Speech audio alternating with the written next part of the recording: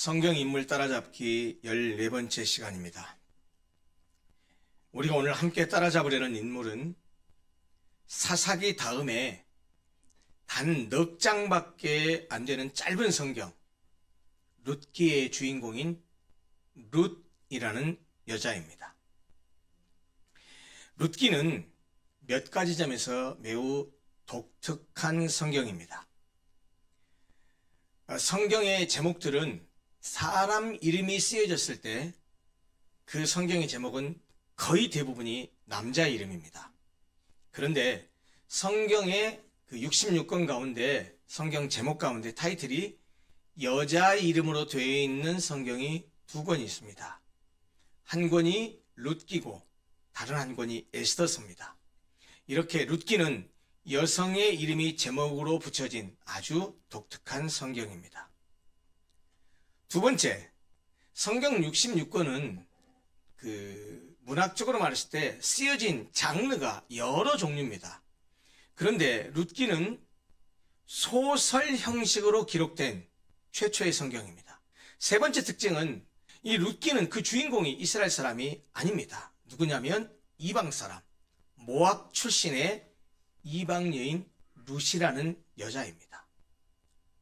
이런 특징들이 있지만 무엇보다 룻기는 내용적으로 그리고 신학적으로는 아주 더 독특한 특징이 하나 있습니다. 그게 뭐냐면 이스라엘 역사를 주관하시는 하나님의 섭리가 어떻게 나타나고 있는가 하는 것을 정말 드라마틱하게 보여줍니다.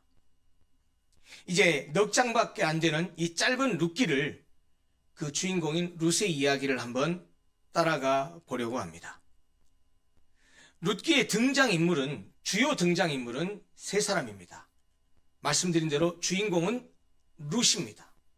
그리고 그의 어머니, 시어머니 나오미, 그리고 룻에게 은혜를 베풀고 마침내 룻과 결혼해서 룻의 남편이 된 보아스, 이 세 사람입니다. 룻기 1장 1절을 보면 사사들이 치레하던 때에 라는 말로 이 룻기의 시간적 배경이 사사시대라는 사실을 가르쳐 주지만 구체적으로 어떤 사사가 치리하고 있었는지는 성경이 말하고 있지 않습니다. 이스라엘 땅에 흉년이 들었습니다. 그래서 한 사람이 자기 가족들을 다 데리고 그 이스라엘을 떠나서 모압 지방에 가서 거류합니다. 룻기 1장 2절은 그들에 대해서 이렇게 소개합니다. 그 사람의 이름은 엘리멜렉이요, 그의 아내의 이름은 나오미요, 그의 두 아들의 이름은 말론과 기련이니 유다 베들레헴 에브랏 사람들이더라, 이렇게 말합니다. 이들이 이주한 모압 지방은 오늘날의 요르단 남부 지역입니다. 베들레헴을 떠나서 모압으로 이주한 얼마 후에 불행스럽게 이 가족에게 아주 어렵고 힘든 일이 닥칩니다. 먼저 나오미의 남편인 이 가정의 가장이었던 엘리멜렉이 죽습니다. 무슨 이유로 어떻게 죽었는지는 성경이 침묵합니다. 그리고 거기에 거주하면서 시간이 지나는 동안에 두 아들 말론과 기련도 그 지역 모압 여인을 아내로 맞이해서 결혼을 했습니다. 그런데 말이죠, 그 모압 땅에 거주한 지 한 10년쯤 되었을 때에 모압 여인과 결혼했던 두 아들 말론과 기련마저 죽습니다.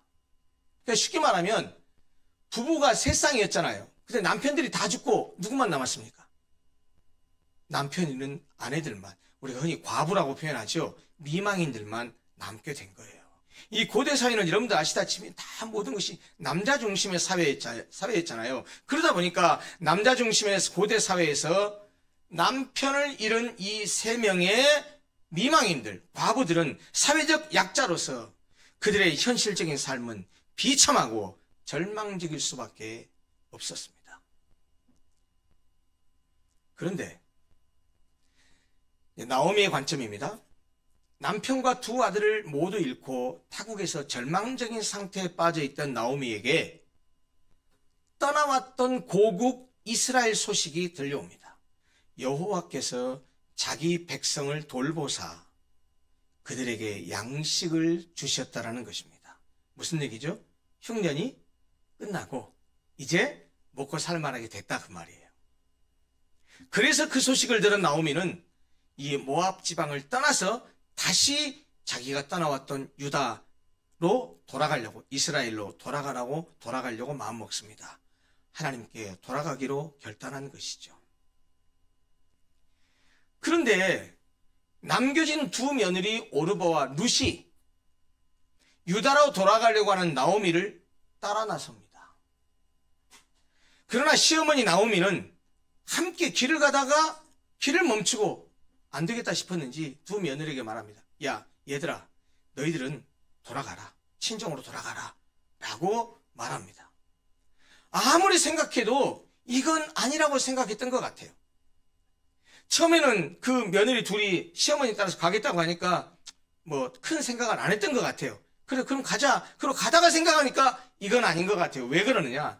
만약 이 두 며느리가 나오미 자신과 함께 이스라엘로 돌아가게 되면 이 두 며느리 입장에서는 그들이 이스라엘에서 이방인이요, 과부요, 외국인입니다.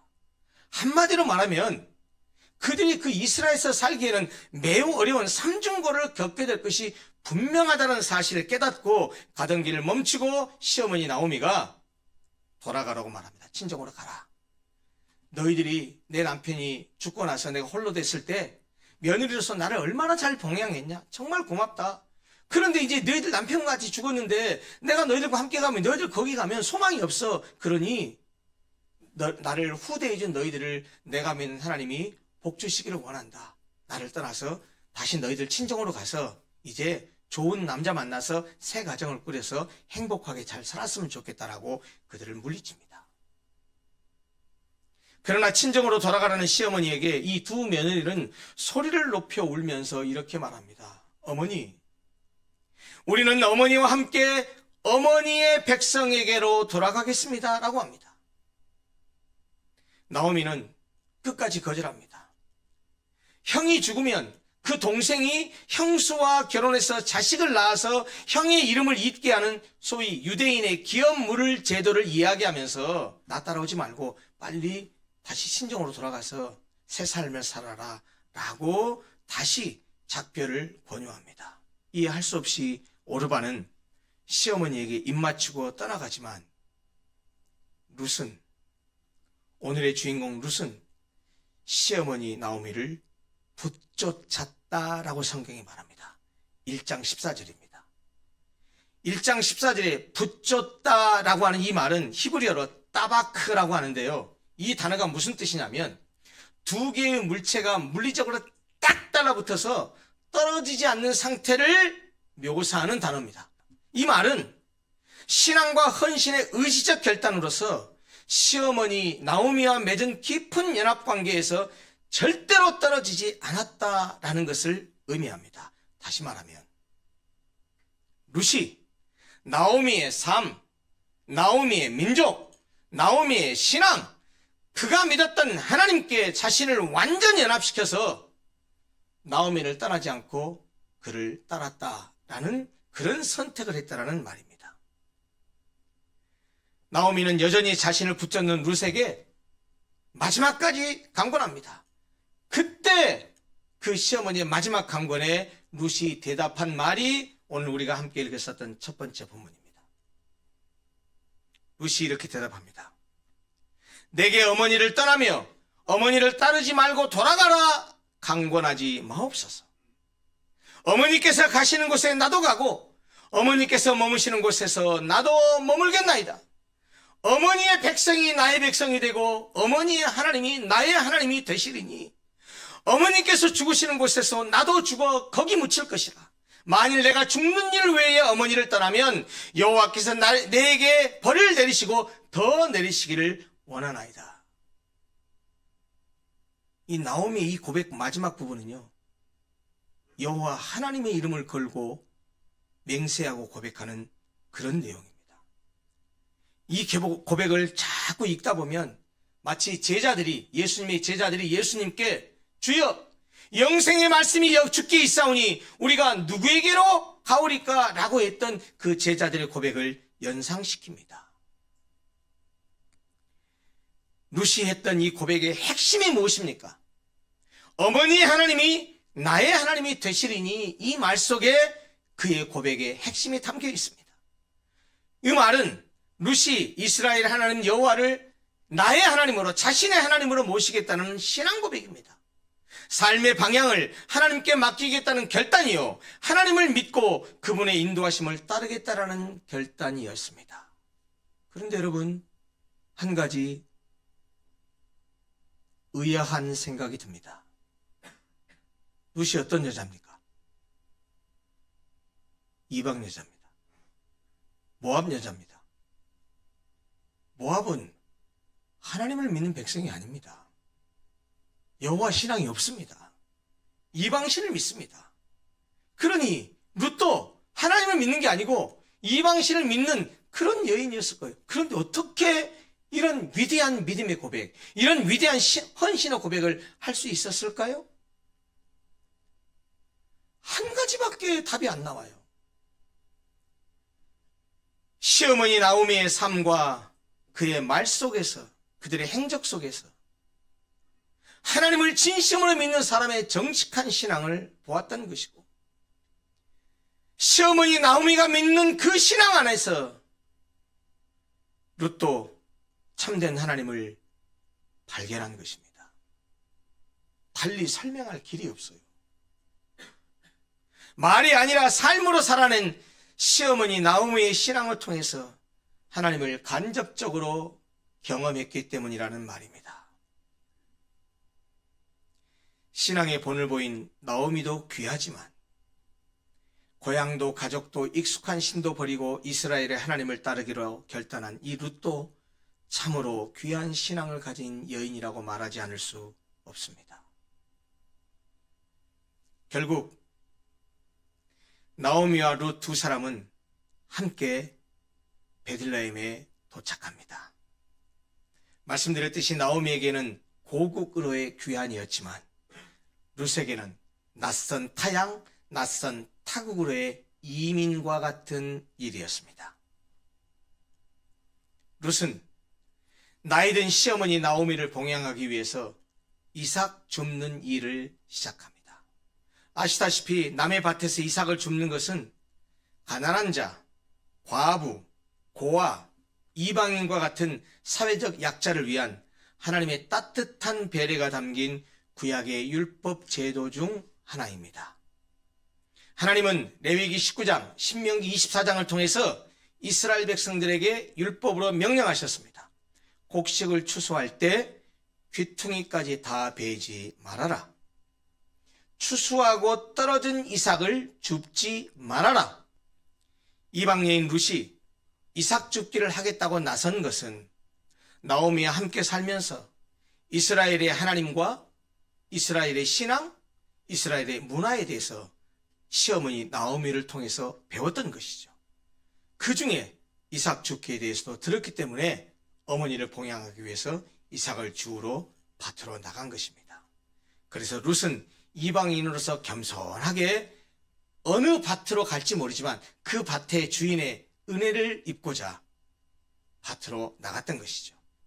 그리고 룻은 그 율법을 잘 알고 사회적 약자에 관대했던 아주 신실한 신앙인 보아스라는 사람을 만나게 됩니다. 그 룻과 보아스의 만남에 대해서 룻기 2장 3절이 이렇게 말합니다. 우리가 아까 설교 전에 읽었던 본문 두 번째입니다. 2장 3절이 이렇게 말해요. 룻이 가서 베는 자를 따라 밭에서 이삭을 줍는데 우연히 엘리멜렉의 친족 보아스에게 속한 밭에 이르렀더라. 여러분, 성경이 이렇게 말해요. 참새 한 마리도 하나님께 사락하지 않으시면 떨어지지 않는다고 말합니다. 사람이 마음으로 자기의 길을 계획할지라도 그 걸음을 인도하는 분은 여호와 하나님이시라고 말씀합니다. 그런데 여기 우연히라고 말했네요.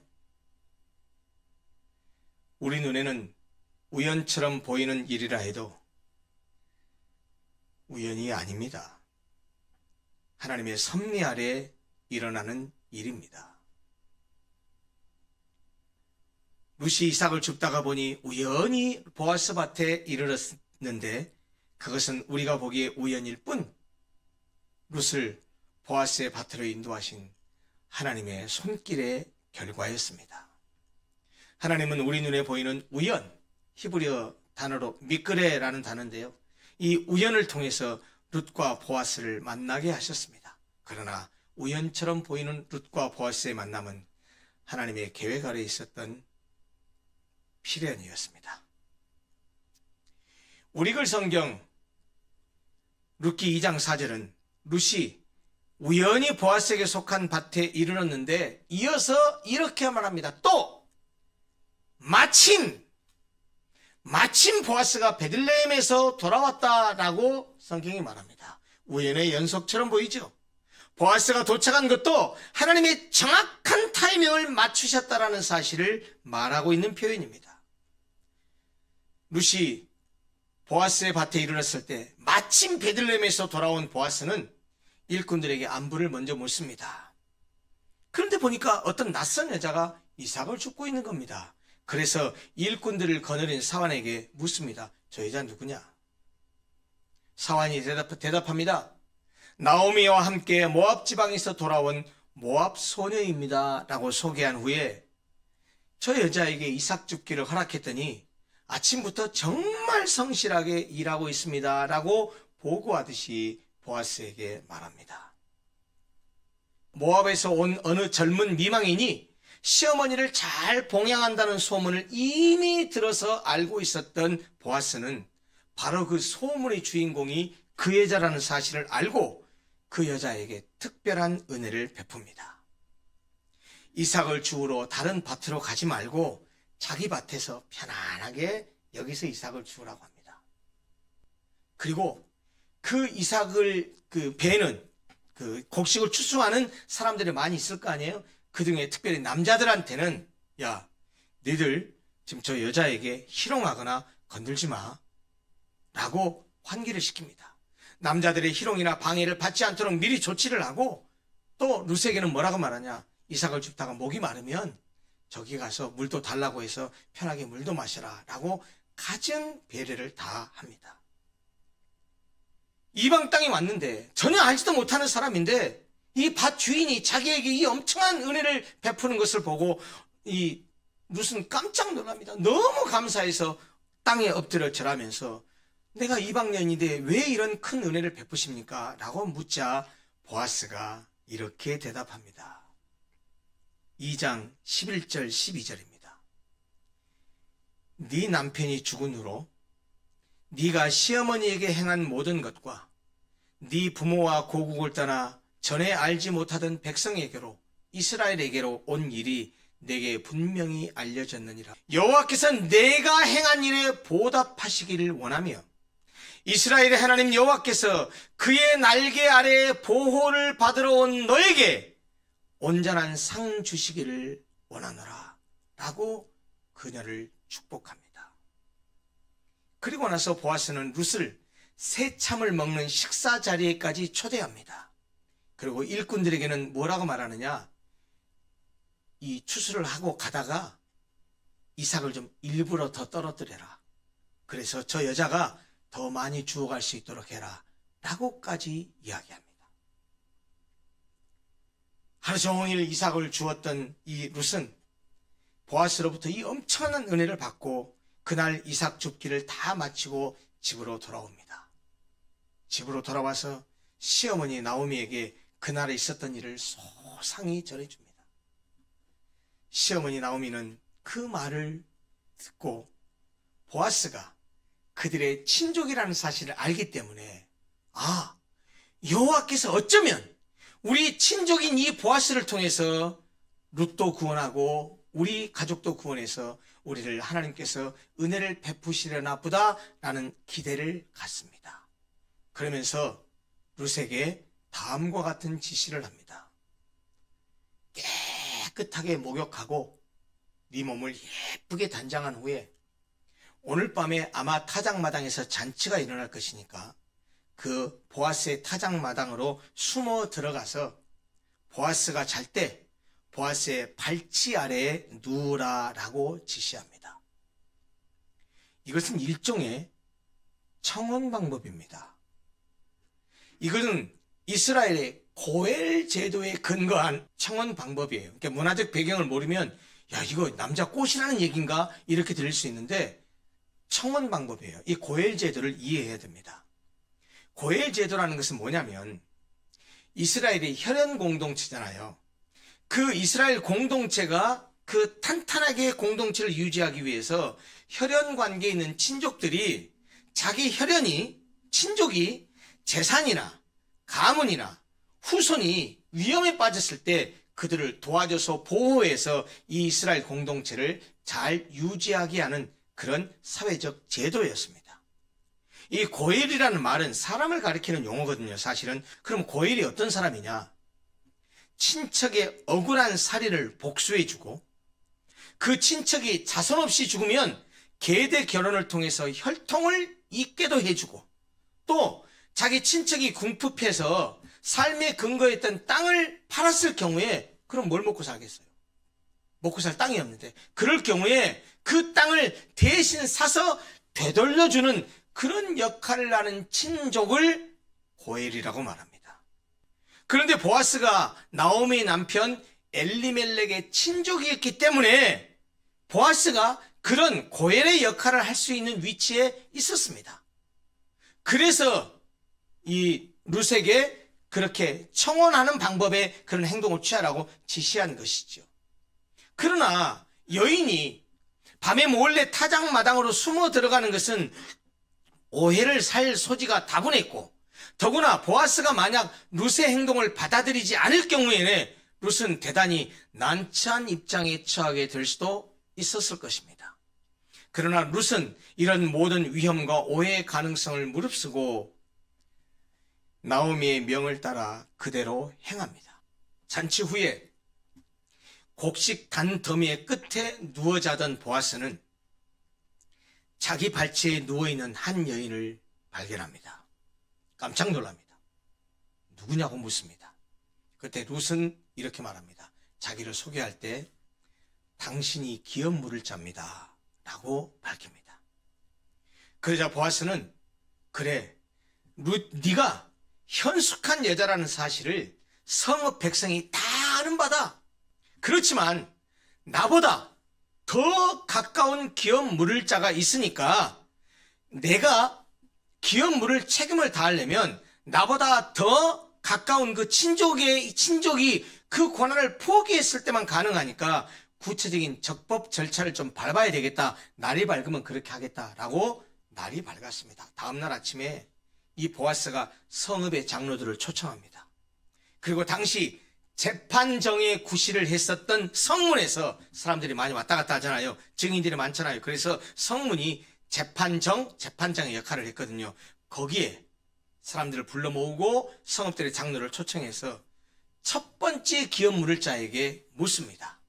네가 이 룻으로부터 가장 가까운 친족인데 엘리멜렉의 소유지를 사서 물려줘야 되고 또 룻과 결혼도 해야 되는데 그렇게 네가 가장 가까운 사람이니 가장 가까운 친족이니 그렇게 하겠느냐라고 그 첫 번째 고엘 의무가 있는 사람한테 물으니까 이 사람이 그것이 자신에게 유익될 것이 아무것도 없거든요. 땅 사서 돌려줘야지. 이방 여자하고 결혼해서 그 생계를 책임져야 되지. 나 그렇게 못해. 내 손해가 될까 해서 고엘로서의 권리와 의무를 포기합니다.